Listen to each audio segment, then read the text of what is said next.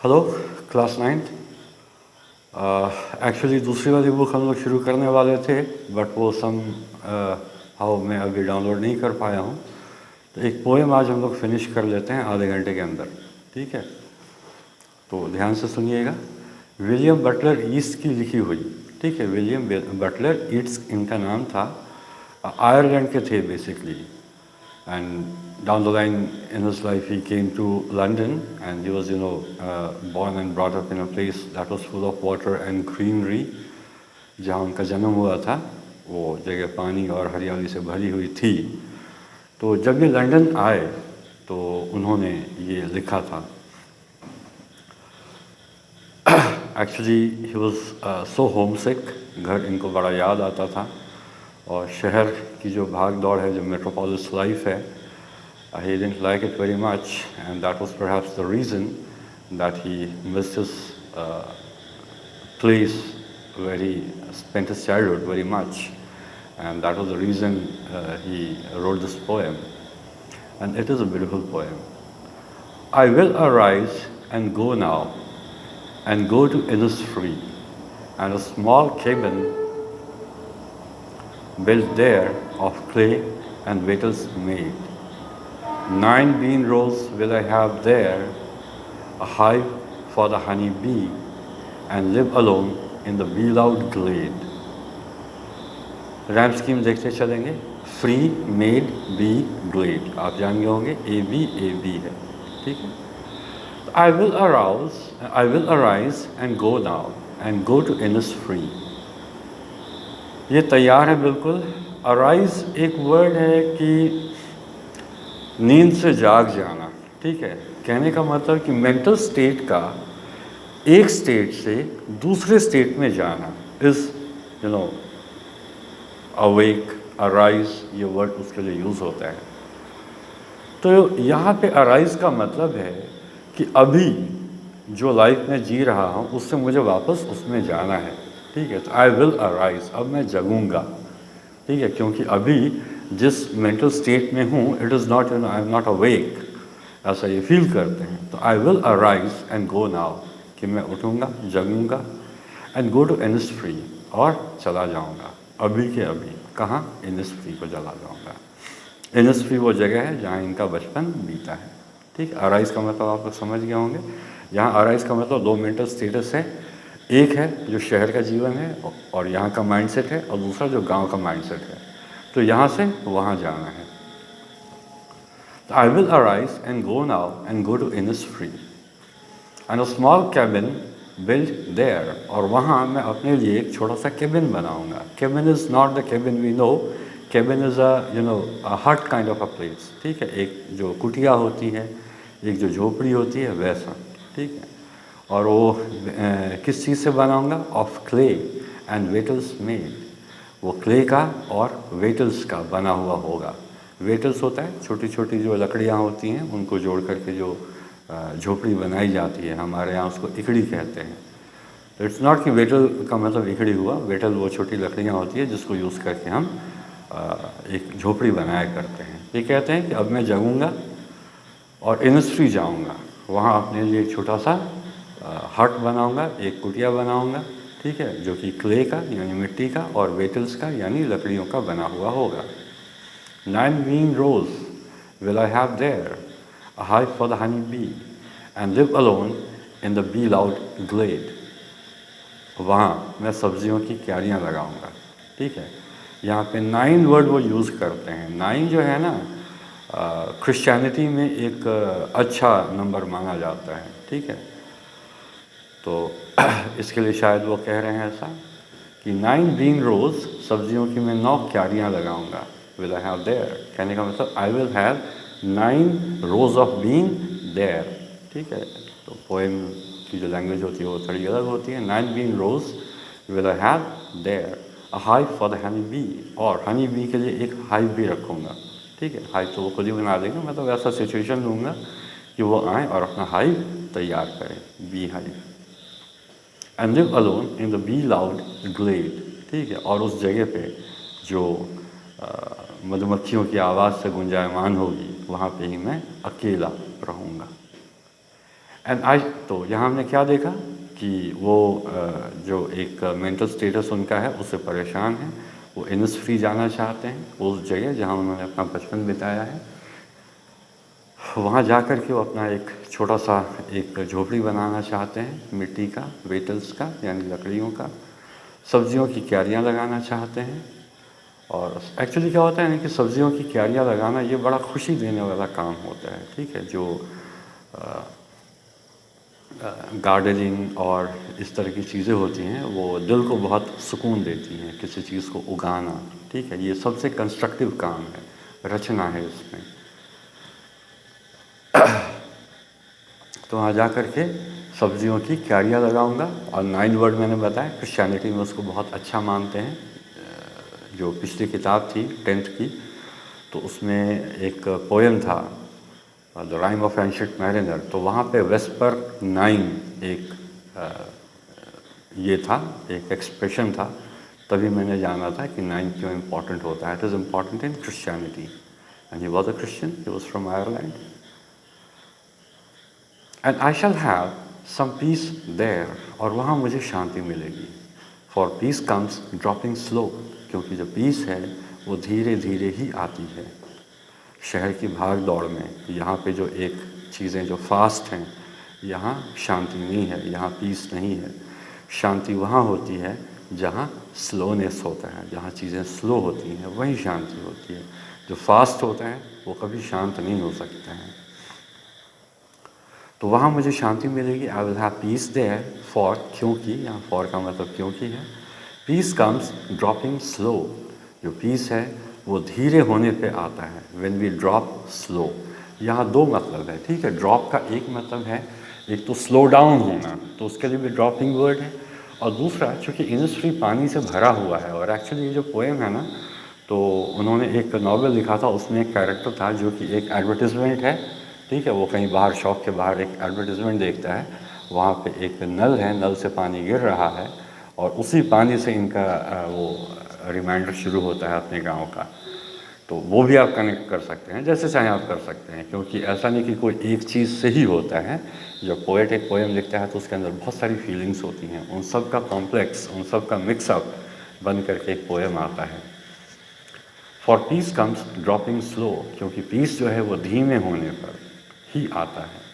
यहाँ पे आप ये भी कह सकते हैं कि जो पीस है उसको उन्होंने लिक्विड के जैसे बनाया है। लिक्विड बहुत सॉफ्ट होता है, वो फैलता है, उससे चोट नहीं लगती है। अगर पानी की बूंद हम चेहरे पे मारें तो चोट नहीं लगेगी, हमें अच्छा फील होगा। हम फ्रेश होने के लिए पानी का इस पे मारते हैं, अगर हम कंकड़ लेकर के मार दें मुँह पे तो कहीं से भी जो है फ्रेशनेस महसूस नहीं होगा। तो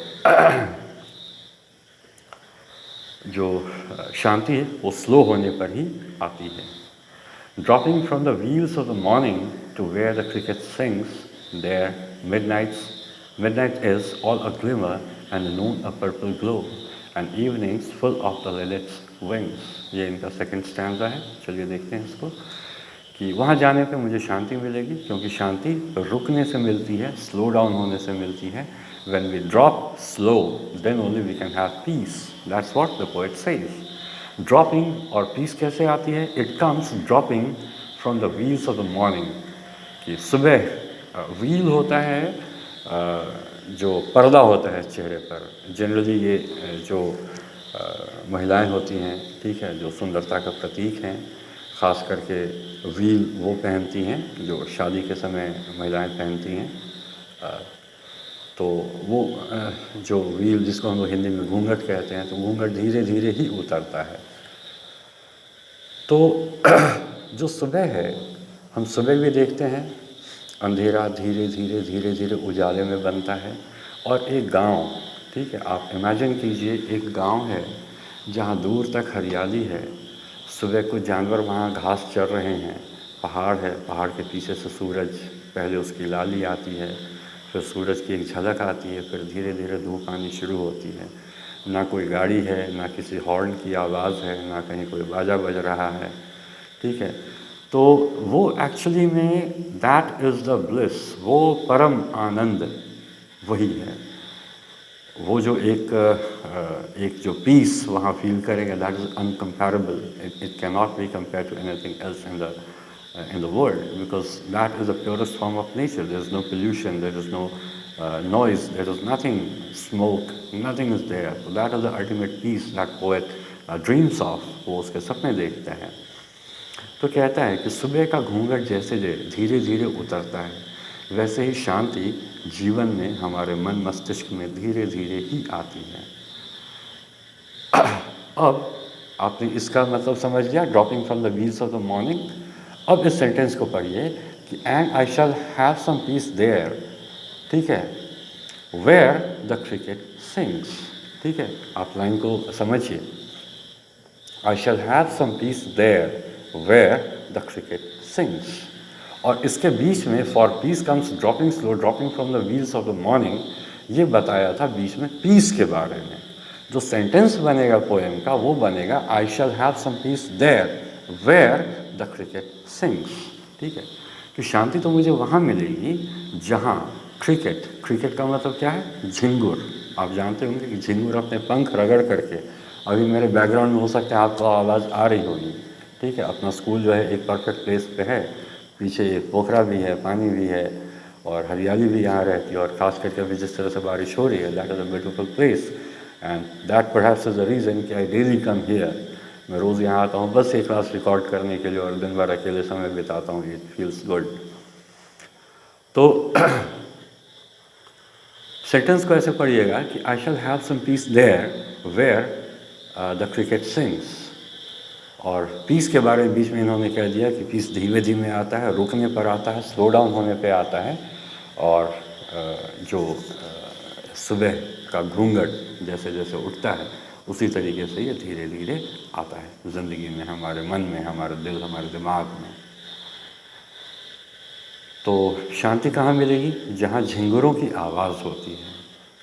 शांति कहाँ मिलेगी, जहाँ midnight is all a glimmer, जहाँ जो मिडनाइट होता है उसमें तारों की चमक होती है, शांति वहाँ मिलेगी। शांति कहाँ मिलेगी, उस जगह पे मिलेगी जहाँ नून, जो दोपहर है, वो पर्पल ग्लो करता है, पर्पल इज़ वेरी हॉट, ठीक है, कि वहाँ जो दिन है वो दिन भी खूब गर्म हो, कोई दिक्कत नहीं है। And evenings full of the linnet's wing, और जो शाम है वो लिनेट, एक छोटी बहुत प्यारी सी चिड़िया होती है, उसके पंख, उसके पंखों पर सवार होकर के शाम आए।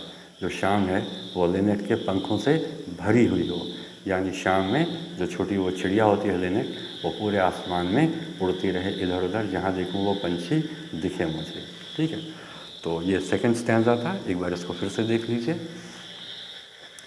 कि जब मैं इंडस्ट्री जाऊंगा तो वहीं मुझे शांति मिलेगी, शांति मिलेगी जहाँ झिंगुर गाते हैं, जहाँ रात में तारे चमकते हैं, जहाँ दोपहर गर्म होते हैं, और जहाँ शाम लिनेट के पंखों से भरा हुआ होता है, भरी हुई होती है, सॉरी।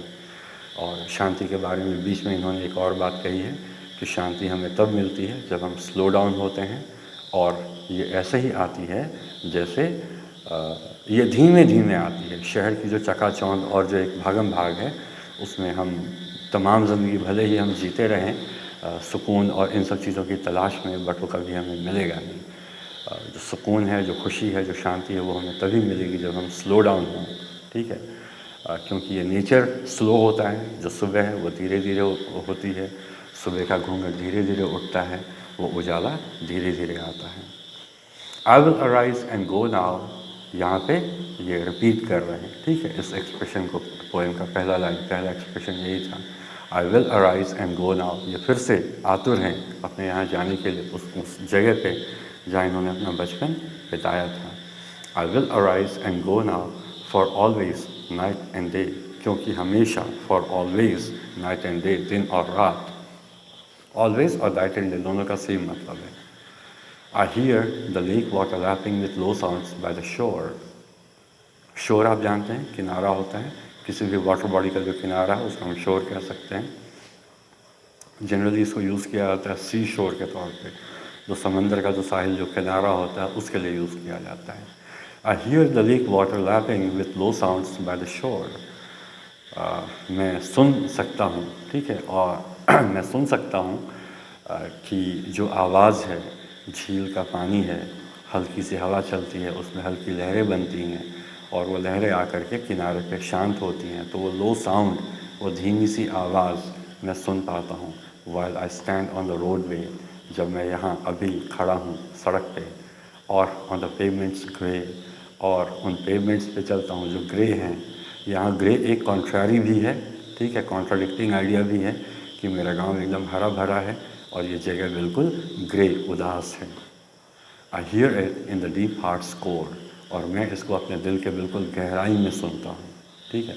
किसको मैं सुनता हूँ? I hear the lake water lapping with low sounds by the shore, I hear it in the deep hearts core. इसको ऐसे पढ़िएगा। और बीच में ये जो एक लाइन है, while I stand on the roadways और ऑन द पेवमेंट्स ग्रे, ये बस एक मतलब क्या कहें, ग्रामर के भाषा में कहिए तो एडजेक्टिवियल क्लॉज होगा, ठीक है। ऐसा किसी पोएम में लिखिएगा मत कि ये पोएम्स में हम ग्रामर नहीं ढूंढते हैं। बस मैं आपको समझाने के लिए कह रहा हूँ कि आप इसको ऐसे समझिएगा कि आई हियर, लाइन पे नज़र रखिए, पोएम पे अपनी किताब को देखिए। I hear the lake water lapping with low sound by the shore, I hear it in the deep hearts core, ठीक है। मैं जो झील में जो पानी है वो किनारे पर जब लगता है, उसकी कितनी मध्यम आवाज़ होती है। झील बड़ी शांत सी जगह होती है, अगर आपने देखा है तो ठीक है, नहीं देखा है तो उसको पोखरा ही समझिए मोटा मोटी। कितनी छोटी छोटी लहरें उसमें बनती हैं, वो किनारे पर टकरा के क्या आवाज़ करेंगी, बेसिकली कुछ भी नहीं, वो बहुत लो साउंड होगा, ठीक है। बट स्टिल इट इज़, अगर आप वहाँ बैठें, कुछ कंकड़ होंगे, थोड़ा सा पानी बह के आएगा, कुछ हल्की सी आवाज़ करके जाएगा, ठीक है।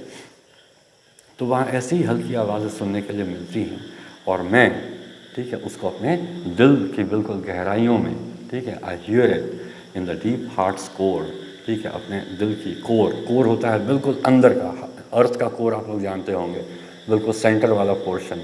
तो ऐसे ही हार्ट का कोर सेंटर मोस्ट पोर्शन, ठीक है।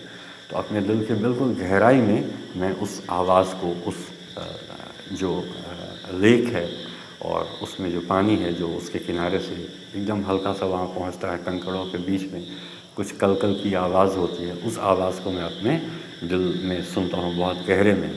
जबकि अभी मैं खड़ा हूँ रोडवे पर, और अभी मैं खड़ा हूँ किसी पेवमेंट पर, तो किसी रोडवे पर, किसी पेवमेंट पर ये आवाज़ मुझे नहीं मिलती है, ठीक है।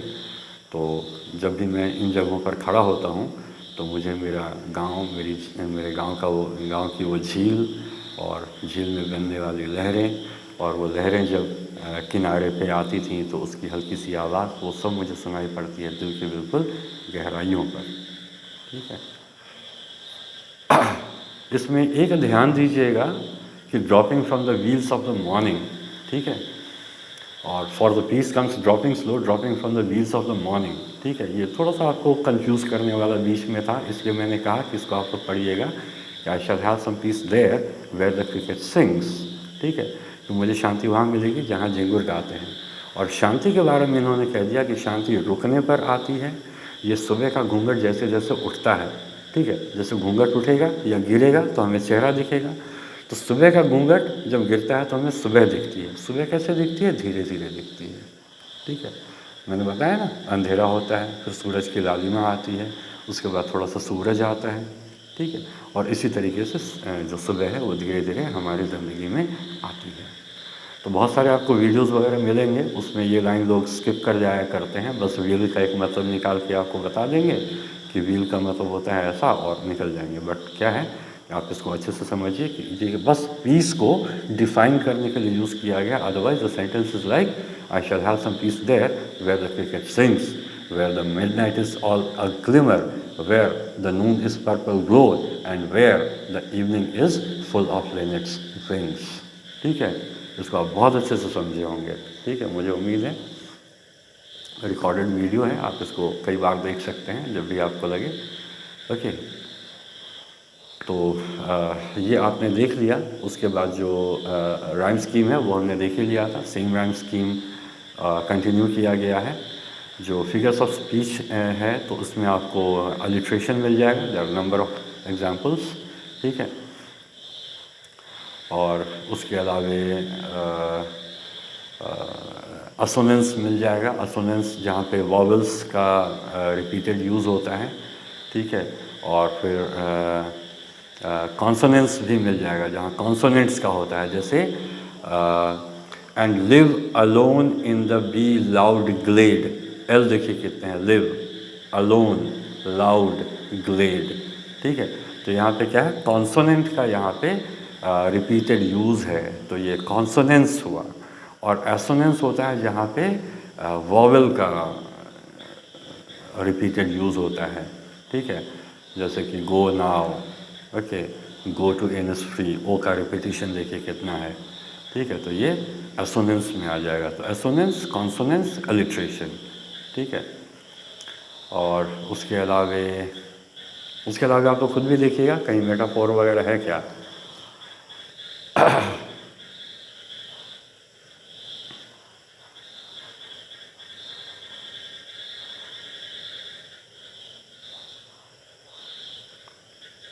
देखिएगा ढूंढ करके, आपको अगर मिलता है तो हम उसको अगली क्लास में डिस्कस कर लेंगे। 21 मिनट्स हुए हैं, आई स्टिल हैव 9 मिनट्स। तो थोड़ा सा क्वेश्चन आंसर में भी फ़िलहाल मैंने ये सोचा हुआ है कि क्वेश्चन आंसर्स को केवल मैं अभी आपको उसका मतलब समझा देता हूँ क्वेश्चन का, और हल्का सा हिंट दे देता हूँ, उसी पे आपको वो लिखना है, ठीक है। What kind of place is Innisfree, ठीक है। इनिस्फ्री कैसी जगह है, आपने जो अभी तक पढ़ा होगा, जो इमेजरी पोएट ने बनाई है, तो आपके समझ में आ ही गया होगा कि बेहद शांत, पोल्यूशन से दूर, शोर शराबे से दूर, नेचर के नज़दीक, हरियाली, पानी, झील, यही सब उसकी पहचान है। तो ऐसी ही एक जगह खूबसूरत है। थिंक अबाउट, अब सोचिए, the three things the poet wants to do when he goes back there. First stanza में वो 3 चीज़ें देखिए जो पोएट करना चाहता है, ठीक है, वहाँ इनिस्फ्री में। What he hears and sees there and its effect on him, ठीक है। वहाँ वो क्या देखता है, ठीक है, वो पीस वाली चीज़ें हमने देखी, वहाँ का दिन कैसा, वहाँ की शाम कैसी, वहाँ की दोपहर कैसी, वो सब चीज़ें वो देखता है। आप ये चीज़ें बताएंगे। What he hears in his heart's core, अपने दिल की गहराइयों में वो क्या सुनता है, तो वही लेक वाली आवाज़। Even when he is far away from Innisfree, ठीक है, इनिस्फ्री से कोसों मीलों दूर, लंदन में इनिस्फ्री आयरलैंड में था, ठीक है। यूके आप लोग जानते होंगे, आयरलैंड, इंग्लैंड और पता नहीं किसको तो बना करके बना हुआ है, ठीक है, स्कॉटलैंड शायद। तो आयरलैंड से वो, आप लोग ये भी जानते होंगे कि इंग्लैंड की टीम में कुछ आयरलैंड के प्लेयर्स भी खेलते हैं। वो जो एक बहुत पिटाई करता है क्रिकेट में, वो भी उधर ही का है शायद, आयरलैंड का ही। खैर मुझे बहुत ज़्यादा नहीं, ये सब बातें मैं आपको बता रहा हूँ बस ऐसे ही, मैं खुद ही एक्चुअली आपसे पूछ रहा हूँ, छोड़िए उसको। तो बहुत दूर वो लंदन में है, फिर भी वो क्या सुनते हैं अपनी दिल की गहराइयों में, तो वही जो लेक वाली बात मैंने बताई, वही सुनते हैं। By now you may have concluded that Innisfree is a simple natural place full of beauty and peace. How does the poet contrast it with where he now stands? कि अभी तक आप समझ गए होंगे कि इनिस्फ्री कैसी जगह है। तो बहुत सिंपल सी जगह है, नेचुरल एक जगह है, खूबसूरती से और शांति से भरी हुई एक जगह है। How does a poet contrast it, poet इसको कैसे कॉन्ट्रास्ट करते हैं। कॉन्ट्रास्ट का मतलब मैंने आपको कई बार बताया है, कॉन्ट्रास्ट का मतलब होता है ऑपोजिट, ठीक है। तो कैसे वो इसको ऑपोजिट बताते हैं उस जगह से, वेयर ही नाउ स्टैंड्स, जहाँ वो अभी खड़े होते हैं, ठीक है। तो अभी जहाँ वो खड़े हैं सड़क पर या पेवमेंट में, ठीक है, तो ये जगह कैसी है, full of traffic, full of blows of horn, full of smoke, full of pollution and grey, lacking any kind of greenery, ठीक है, वो वहाँ पे हैं। और इंडस्ट्री के बारे में वो दूसरी किस्म की बातें बताते हैं कि वो खूबसूरत है, पानी से भरा हुआ है, हरियाली है, ये सब चीज़ें हैं, शांति है वहाँ, नेचुरल सी जगह, दैट मीन्स कि नो पोल्यूशन, नो नॉइज़, ऐसी जगह है। Do you think Innisfree is only a place or a state of mind? Does the poet actually miss the place of his boyhood days? अब देखिए यहाँ जो question है ना, ये थोड़ा सा आप बच्चों के हिसाब से कभी कभी क्या कहूँ, लेकिन आप लोग लिखिएगा, जब पोएम आपको इस तरीके से दिया गया है तो आप उसके आंसर्स भी मैच्योर के जैसे ही लिखिएगा। आप कहेंगे कि industry is the place where the poet seems to have his childhood spent, कि जहाँ पे वो अपना बचपन बिताए हुए प्रतीत होते हैं। But here industry more than a place is the state of the mind of the poet where he misses industry very much, कि यहाँ पे जो इंडस्ट्री है वो उनका एक स्टेट ऑफ माइंड है जहाँ कल्पनाएँ हैं, जहाँ ड्रीम्स हैं, जहाँ फ्यूचर प्लानिंग्स हैं, वो सब चीज़ें हैं। तो मोर than a place it is state of the mind, ठीक है। Does the poet actually miss the place of his boyhood days? Of course he does miss it, and that's the reason he has written this poem. और ये poem उन्होंने अपनी early 20s में लिखा था, 20, 22, 24 साल की उम्र में। 24 भी नहीं कहेंगे, 24 होता तो मिड 20s कहते। अर्ली 20s मतलब 21, 22, मैक्सिमम 23, इसी उम्र में उन्होंने ये पोएम लिख दिया था। Look at the words the poet uses to describe what he sees and hears at Innisfree. Be loud, glade. ठीक है, इन वर्ड्स को देखिए, ठीक है। Look at the words the poet uses to describe what he sees and hears at Innisfree. In words को देखिए कि Innisfree में वो क्या वर्ड्स यूज़ करते हैं Innisfree को डिस्क्राइब करने के लिए, कि बी लाउड गेट, मधुमक्खियों की आवाज़, इवनिंग्स जहाँ पंछी और ये सब चीज़ें होंगी, ठीक है, लिनेट जो छोटी चिड़िया, ठीक है, उसके पंख, lake water lapping with low sounds, lapping with no noise. What picture do these words create in your mind? ठीक है, अब आपको यहाँ पे वो पिक्चर क्रिएट करनी है कि वो कैसी एक जगह की कल्पना वो कर रहे हैं। जैसा कि मैंने बताया कि आप इमेजिन कीजिए कि एक ऐसी जगह है, ठीक है, जहाँ दूर तक हरियाली है और पानी है, झील है, कुछ जानवर वहाँ चर रहे हैं, मधुमक्खी की हल्की सी आवाज़ है, तो झील और उसकी आवाज़ है। तो बहुत, अब कैसी जगह पे आप उस झील के पानी की वो थोड़ी सी आवाज़ आप सुन पाएंगे? जो शांत जगह है वही ना, वो ट्रक हॉर्न मार रहा है, वहाँ क्या सुनाई पड़ेगा? उसके अलावे कुछ सुनाई नहीं पड़ेगा।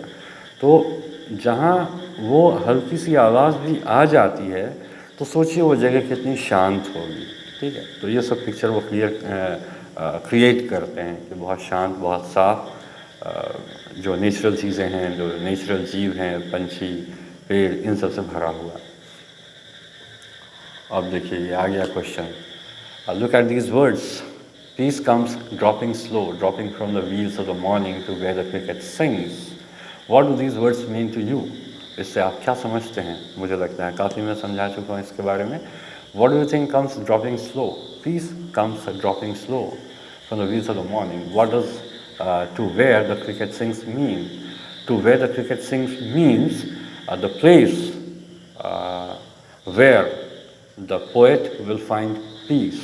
It is the place where he had spent his childhood, that is Innisfree, ठीक है। तो ये हुआ ख़त्म आपका ये पोएम, ठीक है। मंडे से हम लोग डेफिनेटली जो दूसरी वाली किताब है उसको पढ़ेंगे। और आखिर में एक बहुत प्यारी सी बात कही है, गौतम बुद्धा की कही हुई ये बात बताई गई है कि health is the greatest gift, contentment the greatest wealth, faithfulness the best relationship. जो सबसे बड़ा गिफ्ट है, ठीक है, वो है हेल्थ, हमारा शरीर। मैं हमेशा आपसे कहता हूँ कि खूब खेलिए, खूब खाइए, बचे हुए समय में पढ़िए, ठीक है। थोड़ा कम भी पढ़ेंगे तो चलेगा, लेकिन अगर आपकी हेल्थ अच्छी नहीं है, अगर आप हेल्दी नहीं हैं, तो no matter how much money you earn, how big you become in your life, that is of no use. Contentment is greatest wealth. Wealth होता है जो हमें satisfy करे, तो संतुष्टि से बड़ा कोई wealth नहीं है। और किसी रिलेशन को निभाने के लिए अगर हम फेथफुल ही हो जाएं तो उससे बढ़िया कोई रिलेशन नहीं है। हर रिलेशन फेथफुल होने पे ही चलेगा। आप सब स्टूडेंट हैं, अपने टीचर्स को, अपने पेरेंट्स को फेथफुल रहिए, उनकी कही हुई बातें आप अपनाइए, अपने हेल्थ का ख्याल रखिए, जो जैसा घर, जैसे माता पिता आपको मिले हैं, आप उनसे संतुष्ट रहिए, आप खुश रहिए। ठीक है? Thank you.